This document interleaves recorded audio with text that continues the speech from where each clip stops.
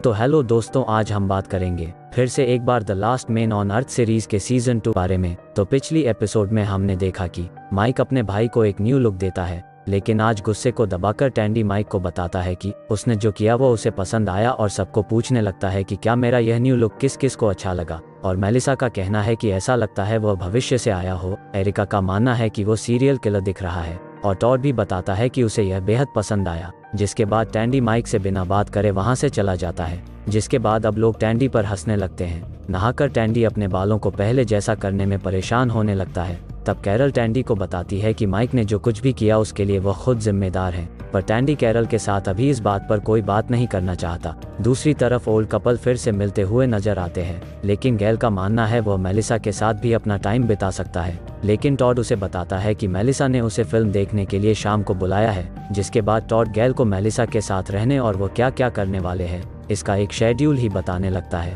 पर गैल अभी कोई भी मैच नहीं खेलने वाली है, जिस कारण वो टॉड को थोड़ी देर बाद आने को कहती है। जिस कारण टॉड मेलिसा को आज सुबह के समय है फिल्म देखने को कहता है, लेकिन मेलिसा जानना चाहती है कि वो अब दोनों के साथ खुश तो है ना, और हंसमुख टॉड बताता है कि हाँ वो काफी खुश है। जिसके बाद वो गैल के साथ की गई प्रैक्टिस को बताता शुरू करता, लेकिन मेलिसा अब टॉड को चुप रहने को कहती है क्योंकि टॉड पिछले घंटे से उसकी ही बात कर रहा है। पर टॉड उसे यह कहते हुए मक्खन लगाता है कि चाहे कुछ भी हो वही हमेशा उसकी बीवी नंबर 1 है।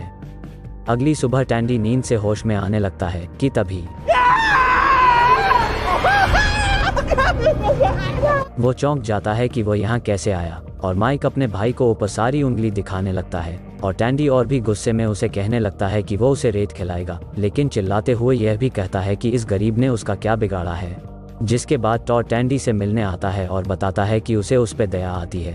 तब टैंडी टॉड से मदद की भीख मांगता है और टैंडी की यारी दोस्ती के लिए टॉड कुछ भी करने को तैयार है। जिसके बाद दोनों अपने न्यू लुक के साथ माइक के सामने प्रकट होते हैं। और अब टैंडी माइक को बताता है कि यह मेरा घर है और इस घर में अगर रहना है तो उनके न्यू लुक को कॉपी करना होगा। जिससे घबरा कर माइक वहां से चला जाता है, क्योंकि माइक पछतावा करता है कि उसकी वजह से टॉड को यह सब करना पड़ा। जिसके बाद टॉड टैंडी को बधाई देता है, लेकिन टैंडी का मानना है कि यह शायद अभी तक खत्म नहीं हुआ। रात के समय टैंडी फिर से माइक के पास आता है और बताता है कि माता पिता ने उसके लिए एक खत लिखा था जब वह अंतरिक्ष में था। तब माइक उसे वह खत देने को कहता है, लेकिन टैंडी उस खत को जलाना चाहता है क्योंकि वो माइक की हरकतों से परेशान हो चुका है। लेकिन माइक बताता है कि उसने अब सब मजाक करना रोक दिया है। पर अब टैंडी उस खत को जलाना नहीं चाहता और उसे ऐसी जगह छुपाना चाहता है कि माइक उसे ढूंढता रह जाएगा। लेकिन माइक उसे 2 मिनट के अंदर ढूंढ भी लेता है और 6969 कोड डालते हुए खत निकाल लेता है। जिसके बाद वो खत को पढ़ने लगता है और पता चलता है कि माइक की माँ ने यह खत लिखा था,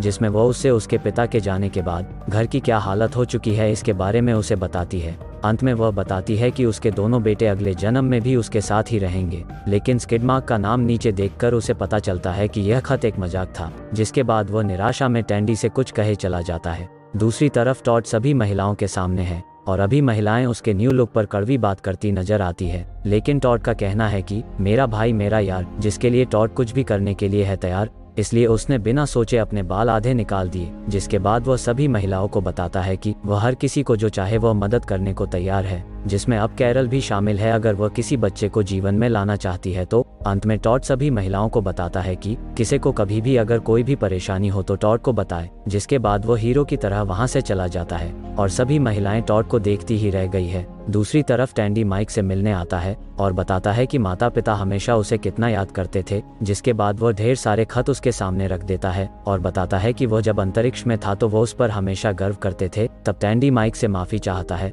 और माइक बताता है कि वो उन्हें याद करता रहता है और टैंडी को भी यह बात पता है। जाते वक्त दरवाजे पर रखी बाल्टी से सफेद पाउडर जैसा कुछ टैंडी के ऊपर गिरता है और माइक का कहना है कि उसे इसके बारे में कुछ भी पता नहीं। दूसरी तरफ कैरल टॉड के पास आकर टैंडी का बच्चा उसके जरिए अपने पेट में पालना चाहती है और टॉड का कहना है कि वो उसकी बात समझ गया है। रात को दोनों भी भाई अपना पसंदीदा सॉन्ग गाते हुए नजर आते हैं और एरिका हैरान है कि यह दोनों कब एक हुए। पर मेलिसा इस बात से हैरान है कि वो दोनों एक ही गाना 6 बार गा चुके हैं, लेकिन 7वीं बार भी फ्लोइंग स्लोली सॉन्ग ही गाना दोनों भाई शुरू से शुरू करते हैं। जिस कारण मेलिसा और एरिका वहां से भाग जाती है।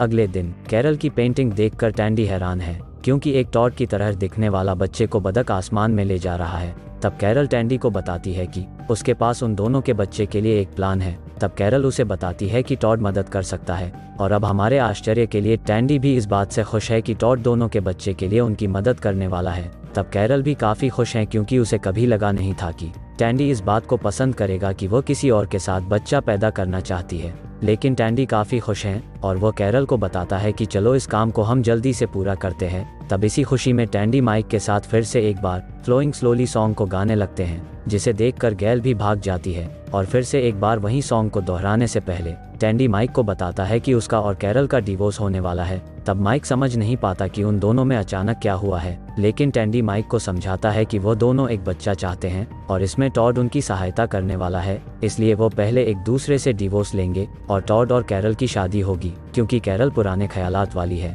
जिससे उन्हें यह सब करना पड़ रहा है। तब माइक को सारा मामला समझ में आता है और अगले ही दिन समंदर के किनारे पर टॉड और कैरल शादी के बंधन में जुड़ने जा रहे हैं और दूल्हे राजा टॉड, मुझे पता नहीं चल रहा आज कि वह किस मूड में है, उनके प्रियजन उन्हें नीचे से देख रहे हैं। तब टैंडी का मानना है कि शादी एक पवित्र बंधन है, इसलिए टैंडी और कैरल दोनों डिवोर्स के कागजात पर साइन करते हैं, जिसके बाद कैरल बताती है कि वह टैंडी के बच्चे के लिए यह सब कर रही है और टॉड बताता है कि उसे यकीन नहीं हो रहा कि उसे यह जिम्मेदारी का काम सौंपा गया है, जिसके लिए वह अपनी 2 गर्लफ्रेंड से अनुमति लेता है और टैंडी को बताता है कि वह हमेशा उसका भाई रहेगा। जिसके बाद टैंडी सबसे कहता है कि अगर किसी को इस शादी से ऐतराज है तो अभी बताए, लेकिन कोई कुछ नहीं कहता है। लेकिन तब टैंडी ही टॉड को बताता है कि वह उसका भाई है, उसी तरह माइक भी तो उसका भाई है। तब दोनों भाइयों में इस बात पर चर्चा होती है और अब कैरल भी टॉड से इसके बारे में पूछती है और टॉड हैरानी से बताता है कि उसे कोई परेशानी नहीं होगी अगर माइक उनकी मदद करेगा। तब अचानक दूल्हा बदल जाता है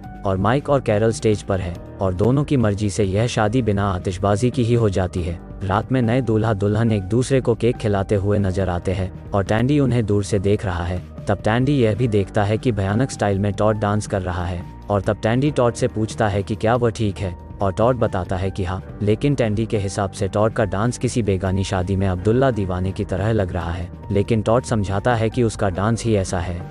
दूसरी तरफ कैरल माइक को वो और टैंडी शुरू में कैसे मिले इसके बारे में बताने लगती है। तब दोनों उसकी पुरानी बातों और आदतों को जानकर हंसने लगते हैं और टैंडी को उन दोनों को देखते हुए उनकी शादी करने पर पछतावा होने लगता है। और अगली सुबह वह उन दोनों को एक उपहार देता है क्योंकि उनके लिए आज की रात खास होने वाली है। तब माइक और कैरल दोनों उस ड्रेस को देखते हैरान हैं कि ड्रेस में उसी जगह पर छेद है जहां से वह अपना काम आराम से कर सकते हैं, पर वह यह बात भी सुनकर आश्चर्यचकित होते हैं कि टैंडी भी उनके साथ रात में वहां पर रहने वाला है।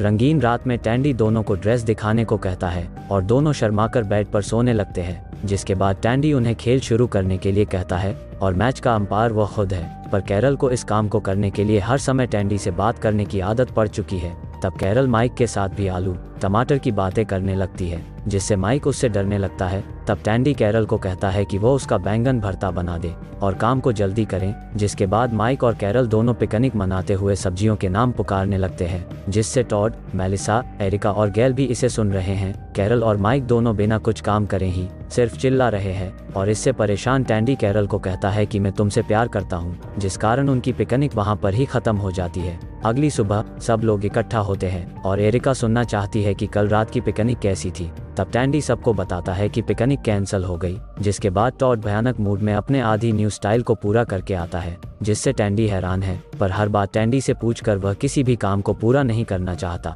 और यह कहते हुए वह वहां से चला जाता है। तब कैरल आती है और एरिका उसके हाथ से एक साधन लेती है। तब कैरल का कहना है कि यह ओवुलेशन टेस्ट उसने किया है, लेकिन एरिका और मेलिसा उसे बताती है कि यह ओवुलेशन टेस्ट नहीं है, यह प्रेगनेंसी टेस्ट है। तब कैरल को समझ में नहीं आता कि यह सारे साधन सब एक जैसे क्यों दिखते हैं। तब मेलिसा और एरिका टेस्ट को देखते हुए उसे बताती है कि वह प्रेग्नेंट है, जिससे खुशी का माहौल बनता है और टैंडी माइक को बधाई देता है कि उसने कर दिखाया दिया, लेकिन माइक उसे बताता है कि उस रात कुछ हुआ ही नहीं, जिससे टैंडी सदमे में है और माइक से उसे बताता है कि यह बच्चा उसका ही है, जिससे अब टैंडी और सब काफी खुश है। तभी बाहर बैठी हुई गैल को एक रिकॉर्डर यंत्र दिखाई देता है, जिसे देखकर वो सबको जल्दी बताने आती है और सबको बताने लगती है कि घर के पास एक हवा में उड़ने वाला यंत्र उसे दिखाई दिया। लेकिन पियक्कड़ गैल का कोई विश्वास नहीं करता और हर कोई उसे समझाने लगता है उसने आज कम ली है, इसकी वजह से उसे भ्रम होने लगे हैं। लेकिन गैल बार बार वही दोहराती है, जिससे कोई भी उस पर विश्वास नहीं करता।